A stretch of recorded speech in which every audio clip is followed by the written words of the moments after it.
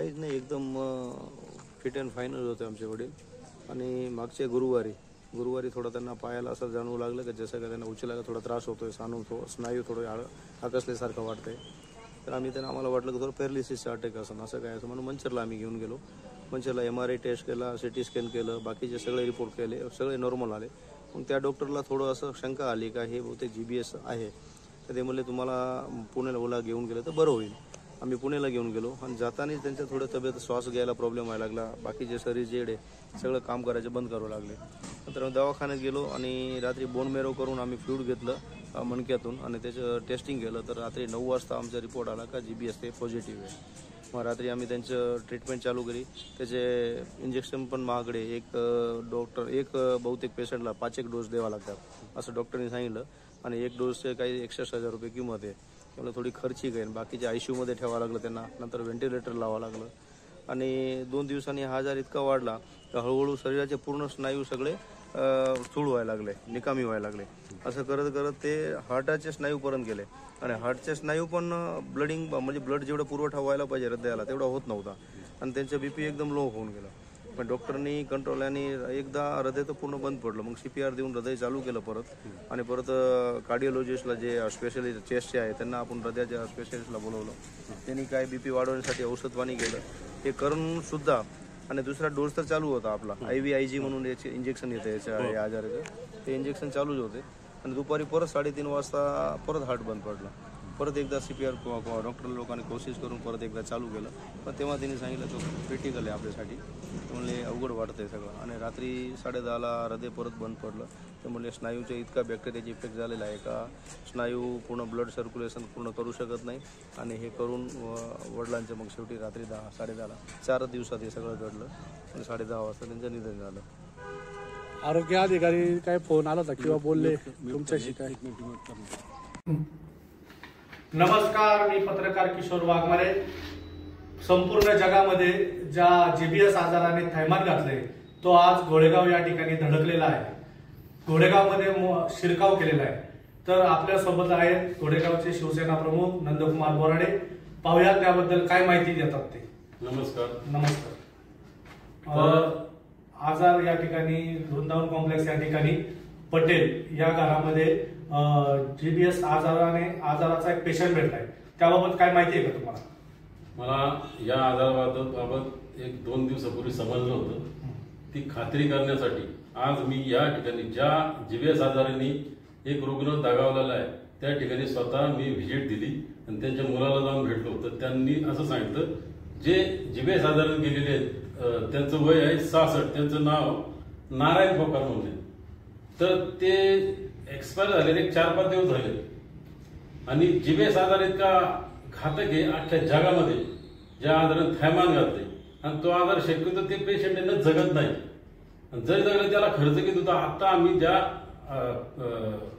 Patient गेलं त्या मुलाला आम्ही विचारत होतो, विनोद पोकार म्हणून. त्यांनी सांगितलं अशी 5 इंजेक्शन द्यायला लागतात. 60 का 65 हजारला एक इंजेक्शन आहे. म्हणजे 3-4 लाख रुपये खर्च करून सुद्धा ते रुग्ण वाचले नाही, मयत झाले. मग हा आजार GBS आजार घोडेगावमध्ये येऊन धडकलेला आहे. आणि याबाबत तालुका आरोग्य अधिकारी यांना 1-2 दिवसापूर्वीच बरेच जणांनी किंवा स्वतः पत्रकार माझ्याबरोबर जे आहेत किशोर वाघमारे त्यांनी पण जे आरोग्य अधिकारी जे पवार आहेत त्या पवार यांना आरोग्य अधिकाऱ्यांना सांगितलं होतं का GBS आजाराने एक रुग्ण दगावलेला आहे आणि अजून 1-2 पेशंट आहेत असं कळवलं परवा. तरी सुद्धा त्या अधिकाऱ्यांनी आरोग्य अधिकाऱ्यांनी दखल घेतली नाही. मग मी त्या जो आजार म्हणजे जो पेशंट गेला त्या ठिकाणी गेलो. तर मी त्या ठिकाणावरून जे आरोग्य अधिकारी आहेत पवार आहेत त्यांना मी फोन केला. म्हणलो साहेब GBS आजार इतका भयानक आहे, त्या आजाराने एक व्यक्ती मयत झालेला आहे. आणि ही घटना तुम्हाला परवा दिवशी 2 दिवसापूर्वी किशोर वाघमारेंनी सांगितली होती. तर तुम्ही आज तागात तिथं आले नाही. काय जो आजार होतो पाण्यातून ज्या ठिकाणी ते विहिरीतून वगैरे पाणी त्याच्यावर काय तुम्ही नमुने घेतलेत का नाही? त्या पेशंटला ते घरच्यांना भेटले नाही तुमची खात्री सुद्धा केली नाही तुम्ही अजून. मी त्यांना तुमचं आरोग्य खातं इतकं बेजबाबदार आहे. घोडेगाव सारख्या ठिकाणी दर वर्षी पावसाळ्यात डेंग्यू आढळतो. मी स्वतः इतका पाठपुरावा केलेला तरी इथून मागे बरेच वर्ष, पण आरोग्य अधिकारी अजिबात दखल घेत नाही. ते ढकलतात ग्रामपंचायतवर. ग्रामपंचायत पण तुझी आहे ना, ग्रामपंचायतला पण हे काम माहीत नाही, हा एक प्रश्न आहे. आणि हा गंभीर आजार आहे. या ठिकाणी आता या आजाराने एक पेशंट मला दुसरं मला कळाले, दुसऱ्या ठिकाणी एक मुलगी आहे, ती पण ह्या जीबीएस आजाराने 4-5 महिने झोपून आहे. म्हणजे एक दगावलाय आणि एक दगावण्याच्या मार्गावर तसं होऊ नये, वाचावं बिचारी ती मुलगी, मला ते नाही म्हणायचं. पण आरोग्य अधिकारी दखल घेत नाही. मला असं कळलं ग्रामपंचायत 1-2 सदस्य आहेत, त्यांना पण कुणीतरी कळवलं होतं बाबा असं, पण त्यांनी दखल घेतली नाही. आणि सरपंच जे आहेत आता त्यांना माहित का नाही मला माहित नाही. मी फोन त्यांना केला होता आता, पण फोन लागलेला नाही. आणि या आंबेगाव तालुक्यात घोडेगावच्या आंबेगाव तालुक्याचं हे ठिकाण आहे, तालुक्याचं ठिकाण आहे. आणि ह्या ठिकाणी जर असं दुर्लक्ष होत असेल आणि जीबीएस सारखा जागतिक लेवलचा मोठा आजार घोडेगावमध्ये आलाय, त्यांनी एक पेशंट गेला, एक पेशंट त्या आजाराने त्रस्त आहे, तर तहसीलदार आहेत किंवा अजून बरेच इथे कार्य आहेत, बीडीओ आहेत, हे दखल घेणार आहेत का नाही? का अजून कोणाची मारायची वाट पाहताय तुम्ही? आणि मी यांना एक इशारा देतोय, या जीबीएस आजाराने जो पेशंट गेलाय त्यांच्या घरच्यांना जो त्रास झालाय तो त्यांनी सहन केलाय, पैसे पण गेलेत. उद्या जर गोरगरिबात कोणताही असो, कोणतं पेशंट जर जीबीएस आजाराने गेलं, ती सगळी जबाबदारी तुमची असेल. आणि एखाद्या जीवाची खेळण्याचं हे काम तुम्ही करू नका. प्रत्येक गोष्ट किरकोळ विषयाची पण दखल घ्यायची ना, हा गंभीर दखल घ्यायची ना, ही प्रशासनाची भूमिका एकदम चुकीची आहे. जर असं केलं तर मी आमच्या घोडेगाव शिवसेना शहरातर्फे तसंच इतर सामाजिक संघटना या जाऊन त्या संबंधित अधिकाऱ्यांच्या तोंडाला काळं फासणार म्हणजे फासणार, जर ऍक्शन आजच्या आज घेतली नाही तर. आणि प्रत्येक ठिकाणी तुम्ही दखल घेत नाही म्हणूनच एकदम सर्वसामान्य लोकांना जगणं मुश्किल झालेलं आहे. तुषार पवार साहेब आरोग्य अधिकारी, त्यांच्याशी चर्चा झाली का फोनवरून? काय चर्चा झाली? मी आता फोन केला त्यांना, म्हणलो या विनोद पटेल म्हणजे पोकारे त्यांच्या तिथं तुम्हाला या पेशंट बाबत जीबीएस आजारने एक पेशंट माहीत झालाय, हे तुम्हाला किशोर वाघमारे यांनी पत्रकारांनी परवा दिवशी सांगितलं होतं का? ते म्हणले सांगितलं होतं. मग तुम्ही इथं काय केलं ना, आले का नाही तुम्ही त्या ठिकाणी? स्पॉट पंचनामा म्हणा, ते पाण्याचे नमुने तपासणी किंवा त्यांना भेटले त्या तो काय त्यांचा रिपोर्ट आहे बघा. हा जीबीएस म्हणजे जीबीएस जे सगळे त्याच्यात दिलेलं आहे. नारायण पोकार यांचा हा नमुना आहे. आणि त्या पेशंटच्या जे रुग्ण गेले त्याच्या मुलांनी स्वतः हे रिपोर्ट सगळे मंचरच्या 1-2 ठिकाणी त्यांनी सांगितलं जीबीएस 100% जीबीएस आहे. मग हे आरोग्य अधिकारी टाळाटाळ करतात आणि म्हणतात मी 2 दिवसापूर्वी फोन केला होता त्यांनी उचलला नाही, अजिबात काय तसं झालं नाही. ज्या टायमाला फोन आला त्या अधिकाऱ्याचा मी तिथं होतो आणि त्यांनी सांगितलं ती कॉल हिस्ट्री पाहिली, ती जे पेशंट गेले त्यांच्या मुलाची. कोणत्या आरोग्य अधिकारी फोन आहे? खोटं बोलतात ते डायरेक्ट. पण त्यांनी फोन केला आणि त्यांनी उचलला अजिबात नाही. आता फोन केला त्यांनी.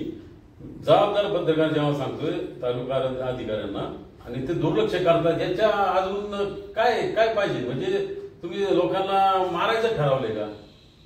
आणि हा आजार इतका कोरोना म्हणा, एड्स म्हणा, अशा गंभीर जे आजार आहेत त्याच्यापेक्षा डेंजर आजार या 30-60 आजाराचे जे शक्य आहे मला आजार झाले जाणारच ना. मग म्हणजे हे एकदम चुकीचं चाललेलं आहे आरोग्य खात्याचं.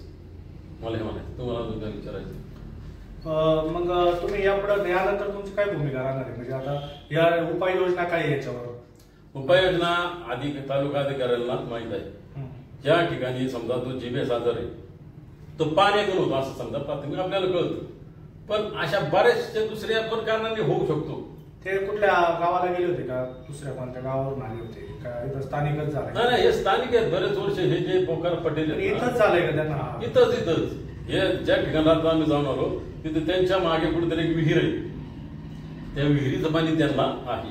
आणि हे ऐकू माहिती मला पण अशी का हा आजार पुरुषांना जास्त करून होतो. आणि दुसरं म्हणजे जे असेल ते असेल, पण 10,000तून किंवा 20,000तून एकाला होतो असं जागतिक आरोग्य जे संघटना आहे त्यांचं म्हणणं आहे. पण मला एक म्हणायचंय, कोणताही आजार असतो समजा जीबीएस आहे, डेंग्यू वगैरे, हे साफसफाई ठेवणं, स्वच्छता करणं ग्रामपंचायतचं काम, पण आरोग्य खात्याचं पण काम आहे ना प्रत्येक ठिकाणी जाऊन. काय आता पाऊस येणार आहे, मग असंच होणार का? हे अजिबात मला दिसलेच नाही कधी आरोग्य खाते 7-8 वर्षात. प्रत्येक ठिकाणी जायचं, तिथं चौकशी करायची पाण्याची वगैरे, अजिबात करणं. असं काय झालं ना, उलट मला असं वाटतंय 2 दिवसापूर्वी कडे अधिकारी आले नाही.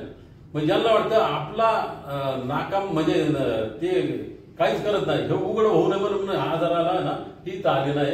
लोकांना कळण आपली आरोग्य खात्याचं बांधमेन वगैरे वगैरे म्हणून हे दाबण्याचा प्रयत्न आहे मला असं वाटतंय. कारण का 2 दिवसापूर्वी कळलंय तरी आरोग्य अधिकारी तर आले नाही. कोणच आले नाही ग्रामपंचायतीला, सरपंच उपसरपंच कोणच आलेलं नाही. म्हणजे त्यांना कमी पण वाटतं का, अरे तुम्हाला एखाद्याचा जीव जातो त्याचं काय आहे का नाही. म्हणजे तुमची बांधव होईल असं तुम्हाला वाटते, पण दुसरी बाजूने बघा ना, एखाद्याचा बाप जातो त्याचं काय हे होतं. आणि भविष्यात जर याच्या उपाययोजना केली नाही तर होणार ना, आजार जाणार ना. म्हणजे हे जे अधिकारी जे आहेत मला ते म्हणायचे जो डायरेक्ट कायदेशीर कारवाई व्हायला पाहिजे. मी जिल्हा आरोग्य अधिकारी त्यांना मी फोन करणार आहे. हे दिरंगाई करण्यात जीपीएस सारख्या गंभीर आजार उपाययोजना करून त्या ठिकाणी जाऊन न करता फक्त फोन करून त्यांना चौकशी करतात, हे एकदम चुकीचे. यांची चौकशी व्हावी, त्यांच्यावर डायरेक्ट कायदेशीर कारवाई पण व्हावा. आणि आजच्याच तिथं जे पाणी ते सगळ्यांच्या अख्ख्या घोडेगावमध्ये ग्रामपंचायती तालुक्याने अख्ख्या घोडेगावमध्ये संरक्षण करावं. पुढं सगळ्या जे पाणी पिलं ते सगळ्यांचे नमुने घ्यावा. आणि सर्वसामान्य लोक कर भरतात शासनाला, ग्रामपंचायतला, त्यांच्या जीवाशी तुम्ही खेळू नका. आणि त्यांच्या जीवाची आरोग्याची काळजी आणि तुमची जबाबदारी तुम्ही पार पाडा, नाही तर तुमच्या तोंडाला आम्ही काळ फासू. आरोग्य विभागाबरोबर ग्रामपंचायत पण काम करत नाहीये का? म्हणजे असंच म्हणायचं ग्रामपंचायत काम. काय होतं, मी जे मागच्या टायमाला डेंग्यू व्हायचा प्रत्येक वर्षी, मी आरोग्य खात्याला अर्ज दिले तेव्हा त्यात ग्रामपंचायत करत नाही. अरे म्हणून तुम्ही आम्हाला काय सांगता, तुम्ही ग्रामपंचायत करा नाही तर कोणी करा, तुमचं काम आहे का नाही. मग तुम्ही एकमेकावर ढकलायचं. ऍक्च्युली पाहिलं तर ग्रामपंचायतचं पण काम आहे आणि आरोग्य खात्याचं पण काम आहे. आरोग्य खात्याने नमुने घ्यायचं त्यांचं काम आहे आणि त्या ठिकाणी ग्रामपंचायत त्या ठिकाणी घरावर त्यांनी ग्रामपंचायत काय करायचं, ते कोणतं काय काम एवढं डिटेल समजा ते त्यांनी बघा ना, आपल्याला काय करायचं. ग्रामपंचायत हे अशी कामं करत नसेल तर त्यांना काय सल्ला द्याल तुम्ही? ग्रामपंचायत जर अशी कामं करत नसेल तर तुमचं मग लक्ष कुठे नक्की? म्हणजे कामं कुठं चालल्यात, कुठं काय नाही, काय रस्ते बिस्ते खोदल्यात, कुठं काय होते का काय होते त्याच्या लक्ष आहे का तुमचं? का टक्केवर लक्ष आहे बघ. सर्वसामान्य नागरिकांना कर घेता त्यांच्या आरोग्याशी, दळणवळण रस्त्याशी. पाना घोडेगावमध्ये त्या जलजीवनचं काम चालू आहे. अख्खे रस्त्याचे रस्ते उघडून ठेवले, दुसरे पाईप टाकले. काय करता तुम्ही? रस्ते तर वाटवलं झालं ना त्या पाण्याने. आज परत रस्ते करायचे आणि परत हे करायचं. म्हणजे काय तुमचं लक्ष कुठे आहे? मला हे सदस्य जे आहेत ग्रामपंचायतचे, सरपंच यांना पण एक म्हणणे, अशा गंभीर ठिकाणी तुम्ही जर लक्ष देत नसाल तर तुम्हाला निवडून कशाला दिले? ठेकेदारी घ्या ना. का ठेकेदाराच्या मागे फिरून पाईपलाईन पुढं काय ते रस्ते बिस्ते ते करायला आहे का तुम्ही? म्हणजे मला यांना एक विचारा द्यायचा, तुम्ही या जीपीएस सारखा इथं तडजोड नाही, डेंग्यूचे पेशंट वगैरे येतात तिथं बी काय करत नाही, पण उद्या जर कोणा झाला आणि कोण दगावलं तर ग्रामपंचायत आणि अधिकारी, आपले आरोग्य अधिकारी, आणि ही आता तुम्ही जी बातमी देताय हे सगळे पाहणार आहेत. तहसीलदार असो, प्रांत साहेब असो, जिल्हाधिकारी असो, सगळी काही बातमी जाणार आहे ना. पण ती बातमी गेल्या त्यांनी तात्काळ उपाययोजना करणं गरजेचं आहे. आता मला माहित नव्हतं, अमुक नव्हतं तमुक नव्हतं, आता म्हणू शकत नाही बातमी आल्या कोणी. ती तुमची जबाबदारी तुम्ही पार पाडा आणि तुम्हाला रोषाला सामोरं जायला लागेल. एवढंच म्हणायचं. धन्यवाद. नमस्कार, मी पत्रकार किशोर वाघमारे. काही 2 दिवस झाले मी आरोग्य अधिकाऱ्यांना फोन केला होता. फोनद्वारे त्यांना या घटनेची कल्पना दिली होती, परंतु 2 दिवस आरोग्य अधिकारी तुषार पवार यांनी कुठलीही कारवाई केलेली या ठिकाणी दिसत नाही. त्यांना परत मी आज फोन केला, पण फोनमध्ये त्यांनी सांगितलं की मी फोन करतोय, त्यांना ते उचलत नाही. आणि प्रत्यक्ष गेला असता की बोराडे साहेब सांगतात की फोन आलेलेच नाही त्यांचे, एकच आत्ताच फोन आलाय. परंतु असे जर आरोग्य अधिकारी तुषार पवार खोटं बोलत असेल तर ते चुकीचं आहे. तर त्यांच्यावर आरोग्य अधिकारी आणि ग्रामपंचायत यांच्यावर काहीतरी निर्बंध येतील का किंवा ते लक्ष देतील का याकडे नागरिकांचं लक्ष लागलेलं आहे. भीमाशंकर टाइम्ससाठी किशोर वाघमारे, आंबेगाव. हॅलो. हा बोला ना साहेब. पवार साहेब का? हो. मी नंदू बोराडे बोलतोय, घोडेगाव शिवसेना शहर प्रमुख, सामाजिक कार्यकर्ता. हा बोला ना साहेब. तर आपल्या घोडेगावमध्ये एक 3-4-5 दिवसापूर्वी जीबीएसचे पेशंट एक एक्सपायर झाले. हे पत्रकार वाघमारेंचं माझं बोलणं झालंय. आता काय झालंय, ते पेशंट काय फोन उचलत नव्हता. आज त्यांनी फोन उचललाय. तर त्यांचं म्हणणं आहे जीबीएसनी आमचं पेशंट गेलंय म्हणून. मी माझी टीम पाठवली आहे. ती टीम इन्व्हेस्टिगेशन करेल, डिटेल रिपोर्ट वगैरे बघून एक्झॅक्ट जीबीएसने गेलेले आहे किंवा कशी. आणि जीबीएस होण्याचं मुख्य कारण दूषित पाणी आणि चिकन आहे. तर मग जर ते असेल जीबीएसमुळं, पेशंटने मला फोनवर हिस्ट्री सांगितली की एक वेळा ते ओझरला लग्नाला जेवायला गेले होते. कधी 2 वेळा मंदिरला. पेशंटने आता सांगितलं साहेब. त्या पत्रकार जे वाघमारे ते मला पण परवा भेटले, ते परवाच सांगितलं तुम्हाला, पण तुम्ही काय 2 दिवस दखल त्यांनी ऐका ना साहेब, त्यांनी मला परवा सांगितलं. पेशंटचा फक्त नंबर दिला. पेशंटनी मी जवळजवळ फोन केले 5-6 वेळा पण उचलले नाहीत. आज त्यांनी फोन उचलला. मला काय म्हणायचंय, पेशंटला तुम्ही आता फोन केला, आता उचलला ना त्यांनी. हो मग तुम्ही याचा अर्थ 2 दिवसापूर्वी केला का नाही? बरं मी काय म्हणतोय, फोन केला ठीक आहे, लगेच केलता साहेब फोन. असं काय नाही उचलला का नाही असं नाही होत ना. तुमच्या मार्फत कोणाला तरी तिथं पाठवायचं. अख्ख्या गावात माहिती कशाने पेशंट गेले. अजूनही 2-3 पेशंट आहेत आणि अशा गंभीर आजाराकडे आपलं आरोग्य खात्याचं दुर्लक्ष होते. बाकीचे काही जीव आहेत का नाही? काय नाही, तुम्हाला संध्याकाळपर्यंत मी सगळे रिपोर्ट देतो, किती पेशंट आहेत काय आहेत. ऐका, माझ्या अनुभवानुसार मी घोडेगावचाच आहे आणि तुमच्या आरोग्य खात्याचं, तालुका आरोग्य खात्याचे इतके वाईट अनुभव आहेत. पण आता म्हणलं तुमच्यासारखे नवीन आले, तुम्ही काहीतरी सुधारणा असेल, पण तुम्ही तसेच.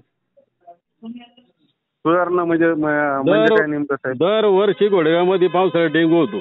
100 200 पेशंट पार पत्र्यावर करा, काही करा, अजिबात तुमचं लक्ष नाही. ग्रामपंचायत ढकलायचं, ग्रामपंचायत लक्ष नाही, मान्य आम्हाला. पण हा जीबीएस सारखा गंभीर आजार आहे आणि गंभीर आजार तुम्हाला 2 दिवसापूर्वी अजूनही रिपोर्ट माझ्याकडे आलेला नाहीये. आपण पत्रकारांनी सांगितलं साहेब, पत्रकारांनी तुम्हाला 2 दिवसापूर्वी सांगितलं इन्क्वायरी साहेब. असं नाही काय केलं? हा एवढा मोठा जीबीएस गंभीर आहे का किरकोळ आजार आहे, सांगा बरं साहेब.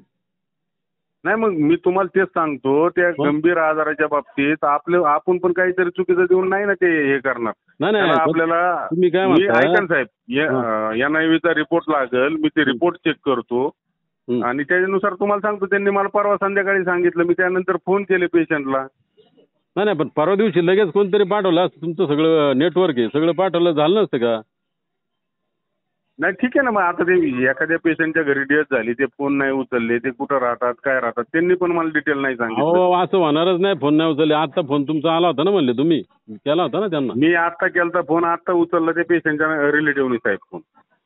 रिलेटिव्हनी उचलला म्हणजे त्यांनी जो नंबर दिलता तू, हे बघा मी तिथंच आहे आणि त्यांना फोन आला नंतर मी पण तिथं होतो आणि तिथून माग मी सगळी हिस्ट्री पाहिली त्यांची फोनची. त्या फोनवर तुमचा कधीच कोणाचा मिस कॉल पण नाही, काही नाही. बर, मग कधी फोन केला तुम्ही? आता तुम्ही या, मी दाखवतो तुम्हाला फोन केलेला. आता त्याच्या कॉल हिस्ट्रीमध्ये दिसत नाही साहेब. हे बघा, मला काय तुमच्याशी वाद नाही घालायचा साहेब, पण एवढा मोठा गंभीर आजार आहे आणि तुम्हाला कळायला एक पत्रकार किशोर वाघमारे सारखा माणूस सांगतोय आणि तुम्ही फोनवर उचलला आणि 2 दिवस थांबले, असं नाही होत साहेब. आमच्या घोडेगावात पटेल आहे ना, ठराविक लोक एक ठिकाणी राहतात, त्यांना शोधायला अवघड लांब आहे, असं नाही ना काही. त्यांनी पटेल सांगितलं नाही, विनोद सेल्स सांगितलं.